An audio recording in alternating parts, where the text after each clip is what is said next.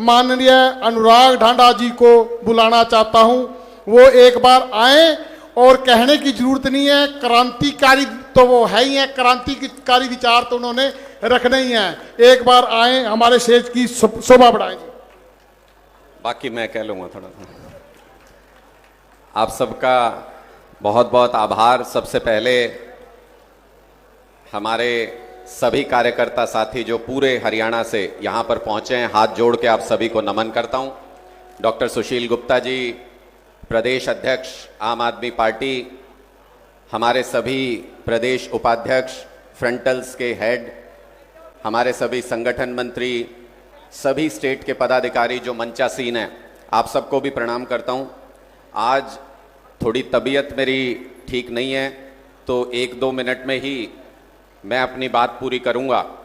और चूंकि डॉक्टर संदीप पाठक जी आज आगे की रूपरेखा आप सबके सामने रखने के लिए आ रहे हैं, तो आज का मुख्य लक्ष्य भी हम सबका वही है कि हम डॉक्टर संदीप पाठक जी को सुने और उससे प्रेरणा लेकर के हम अपने विधानसभा का जो कार्यक्रम है, विधानसभा चुनाव की जो तैयारियां हैं, उसको आगे बढ़ाएं।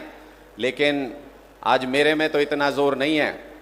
आज मैं आप लोगों से उम्मीद करता हूं, एक बार मुझे बोल के ये बता दीजिए कि आप लोगों में कितना हौसला है दोबारा विधानसभा चुनाव में टक्कर लेने का, कितना मादा है। एक बार आपकी आवाज मुझे बताएगी तो मुझे समझ में आएगा। बहुत शानदार। ये आम आदमी पार्टी के कार्यकर्ताओं की ताकत है। कभी भी एक बात याद रखना, हमेशा गिरते हैं शहे सवार ही मैदान जंग में, वो तिफ्न क्या गिरे जो घुटनों के बल चले। जो लड़ेगा उसमें से एक हारेगा भी, एक जीतेगा भी, लेकिन हार भी ऐसी होनी चाहिए जिसकी जीत से ज्यादा चर्चा हो। और आम आदमी पार्टी की ऐसी कुरुक्षेत्र के अंदर आप लोगों की मेहनत ने जो रंग लाया, उसको जरा आंकड़ों में समझने की कोशिश कीजिएगा। साथियों, आज से पहले कुरुक्षेत्र में कोई ऐसा चुनाव नहीं हुआ जिसमें 2 नंबर पे रहने वाली पार्टी को 4 लाख वोट भी मिले हों। आप लोगों ने 5,13,000 वोट हासिल किए। आपकी हिम्मत को सलाम करता हूं, आपकी मेहनत को सलाम करता हूं। साथियों, कई दशक से कई सारी पार्टियां हरियाणा पे राज भी करती रही, जिनमें से एक अहंकारी भारतीय जनता पार्टी के इशारे पर कुरुक्षेत्र में चुनाव लड़ने भी आया था। हमने तो पहले ही कहा था कि ये ताऊ के लाल नहीं है, ये बीजेपी के दलाल हैं। और कुरुक्षेत्र के लोगों ने उस बात के ऊपर मोहर लगा दी, जमानत जब्त करा के उनको वापस भेज दिया।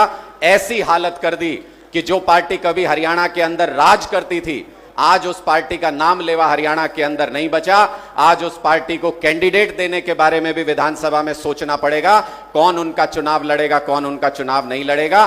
सिर्फ 78,000 वोट के ऊपर एक ऐसी पार्टी को पूरे चौटाला परिवार के नाम पर जो चुनाव लड़ने के लिए आए थे, उनको आप लोगों ने शिकस्त देके वहां से भेजा। और आपने ये बताया कि हरियाणा में अगर तीसरा कोई विकल्प आज के दिन में हरियाणा की राजनीति में है, तो बीजेपी और कांग्रेस के बाद आम आदमी पार्टी वो तीसरा विकल्प है। एक बार अपनी जोरदार आवाज से बताओ कि हम तीसरा विकल्प है कि नहीं। भारत माता की, भारत माता की।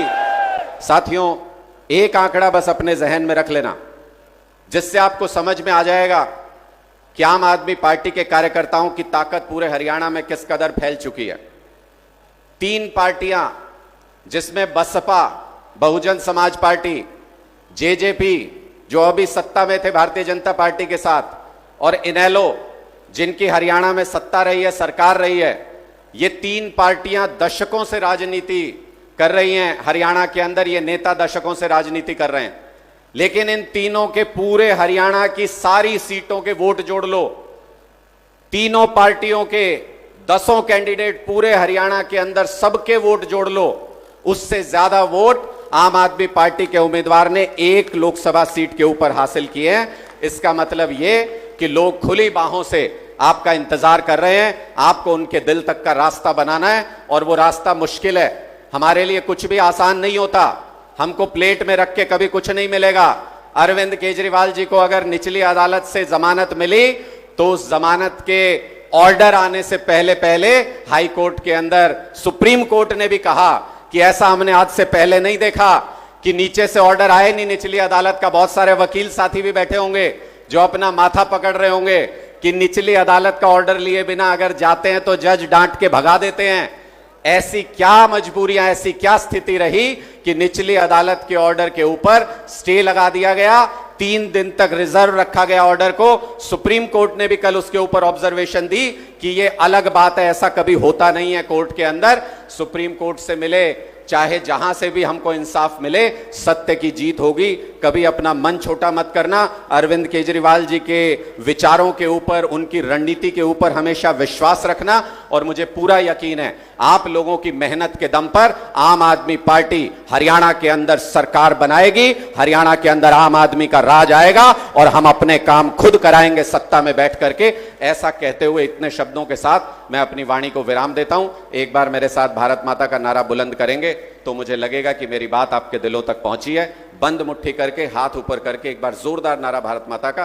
भारत माता की, भारत माता की, इनकलाब, इनकलाब। बहुत बहुत धन्यवाद आप सभी का, बहुत बहुत धन्यवाद।